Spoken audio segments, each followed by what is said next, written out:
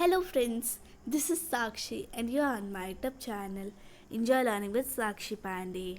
आज की वीडियो में हम कर रहे हैं क्लास 7 इंग्लिश सप्लीमेंट्री का lesson number 5 Golu grows a knows. So let's start the chapter। There was a time when the elephant had no trunk, यानी एक ऐसा भी समय था जब जो हाथी होते थे उनके पास सूंड नहीं हुआ करती थी। गोलू अ baby elephant with a bulgy knows is full of questions. Bulgy का मतलब होता है फूली हुई। तो गोलू जो है वो एक बेबी एलिफेंट है जिसकी एक फूली हुई नाक है। उसके दिमाग में बहुत सारे क्वेश्चंस हैं। वो एक बार लिम्पोपो रिवर के पास जाता है ये जानने के लिए कि क्रोकोडाइल की ईटिंग हैबिट्स क्या होती हैं। देखते हैं क्या है। Long long ago the elephant had no trunk, यानी बहुत समय पहले एलिफेंट के पास कोई सूंड नहीं हुआ करती थी। सिर्फ और सिर्फ उनके पास बल्गी नोज़ हुआ करती थी, यानी फूली हुई नोज़, एकदम बूट की तरह बड़ी सी। He could wiggle it from side to side. Wiggle का मतलब होता है घुमाना, तो वो एक साइड से दूसरे साइड उसे घुमा सकते थे। पर हाँ, वो उससे चीज़ों को नहीं पिक कर सकते जैसे आज करते हैं। There was a baby elephant called Golu. उसी के समय की बात है कि एक बेबी एलिफेंट था जिसका नाम था गोलू। उसके पास भी ट्रंक नहीं थी, सिर्फ और सिर्फ एक बल्गी सी नोज थी, एकदम इतनी छोटी सी फूली हुई। Golu was full of questions, यानी उसके दिमाग में बहुत सारे सवाल थे। वो अपनी लंबी आंट ऑस्ट्रिच से पूछा करता था कि आप कभी उड़ती क्यों नहीं हैं, और साथ ही साथ वो जिराफ अंकल से पूछता था कि आपकी स्किन इतनी स्पॉटी क्यों है। अपने बड़े से अंकल हिप्पोपोटामस से पूछा करता था कि आपकी आंखें लाल क्यों हैं। अपने हेयरी अंकल बबूल से पूछा करता था कि why do melons taste like melons, कि मेलन्स का स्वाद मेलन्स जैसा क्यों होता है। The ostrich, the giraffe, the hippopotamus and the baboon had no answers to Golu's questions, यानी जिन सारे लोगों से वो सवाल करता था उन सब के पास गोलू के सवालों का जवाब नहीं हुआ करता था। वो सिर्फ और सिर्फ कहते थे कि गोलू जो है वो एक शैतान बच्चा है और ये बहुत ही कठिन सवाल पूछता है। One day Golu made the myna bird sitting in the middle of a bush, यानी एक दिन वो मैना बर्ड से मिला जो कि झाड़ियों के बीच में बैठी थी और उससे पूछा कि क्रोकोडाइल जो है वो डिनर में क्या खाता है। मैना ने कहा कि नदियों के किनारे जाओ, मतलब लिम्पोपो रिवर के किनारे जाओ और जाके पता करो, क्योंकि हमें तो ये बात नहीं पता। फिर जो गोलू है वो घर गया और उसने 100 शुगर केन्स लिए, 50 दर्जन बनाना लिए और 25 मेलन्स भी लिए। Then he said to his family goodbye, और उसके बाद अपने परिवार से कहा कि गुड बाय, मैं जा रहा हूँ लिम्पोपो रिवर ये पता करने कि क्रोकोडाइल जो है वो डिनर में क्या खाता है। उसने पहले कभी मगरमच्छ नहीं देखा था, यानी अपनी लाइफ में गोलू ने पहले कभी भी मगरमच्छ नहीं देखा था, और वो तो ये भी नहीं जानता था कि मगरमच्छ जो है वो किसकी तरह दिखता है। He met a python and asked him, have you ever seen a crocodile. फिर वो रास्ते में एक पाइथन यानी अजगर से मिला और उससे पूछा, क्या तुमने कभी क्रोकोडाइल देखा है, वो किसकी तरह दिखता है और वो भोजन यानी खाने में क्या खाता है। The Python uncoiled himself from branch of a tree but said nothing, यानी इस तरह से कोयलिंग होती है तो ठीक उसी तरह से उसने अपने आप को अनकोइल किया ट्री के ब्रांच से और कुछ भी नहीं कहा। Golu politely helped him to coil around the branch again. फिर गोलू ने उसकी मदद की उसको वापस कॉइल होने में और उसे गुड बाय कहा। Golu meets the crocodile face to face, यानी बाद में गोलू की मुलाकात क्रोकोडाइल से होती है आमने सामने। He gets the python's help when he needs it most, पर उसे अचानक किसी की मदद की ज़रूरत पड़ती है और उस वक्त पाइथन उसकी मदद करता है, और उसी मदद के दौरान गोलू की जो नाक है वो बड़ी हो जाती है। Golu moved on eating sugar canes, यानी आगे वो बढ़ता रहा गन्ने खाते हुए, बनाना खाते हुए और मेलन खाते हुए, और बहुत दिनों बाद वो लिम्पोपो रिवर के किनारे पहुंचा।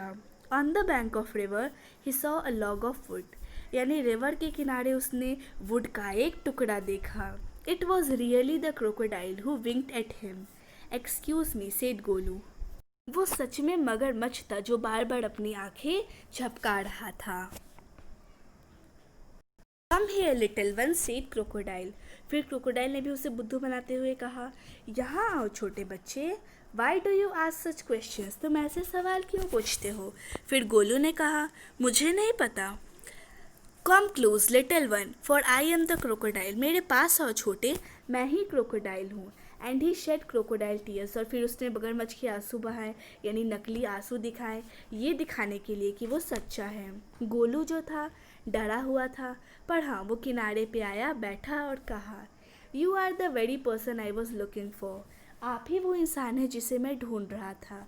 प्लीज़ आप मुझे बताइए कि आप डिनर में क्या खाते हैं। Come here little one and I will whisper the answer to you, said the crocodile, यानी मेरे पास और मैं धीमे स्वर में तुम्हारे कानों में बुसबुसाऊंगा। Golu put his head down close to the crocodile snout and the crocodile caught him by the nose. Snout का मतलब होता है मुंह, तो गोलू जो है अपना सर क्रोकोडाइल के मुंह के पास ले जाया और क्रोकोडाइल ने भी बिना देर लगाए उसकी नाक को पकड़ लिया। I think said the crocodile today a baby elephant will be my dinner. फिर क्रोकोडाइल ने कहा, मुझे लगता है आज मेरा डिनर एक बेबी एलिफेंट होगा। फिर गोलू ने चिल्लाते हुए कहा, मुझे जाने दो मिस्टर क्रोकोडाइल, आप मुझे हर्ट कर रहे हैं, नुकसान पहुंचा रहे हैं।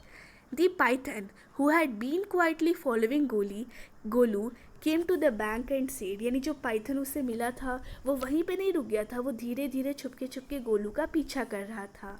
और वो उसी वक्त गोलू के पास आया और कहा, जितनी तेज़ी से हो सके खींचो, वरना वो तुम्हें अगर नदी के पास ले गया फिर तुम्हारी जान नहीं बच पाएगी। Golu sat back on his little haunches and pulled. The crocodile slipped into the water, making it all creamy with great sweeps of his tail, and he also pulled and pilled.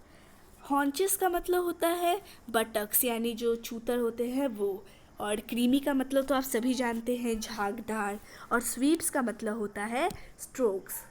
Golu जो है अपने छोटे छोटे नितंबों के बल पर बैठ गया तथा मतलब साथ ही साथ स्वयं को पीछे की तरफ खींचने लगा।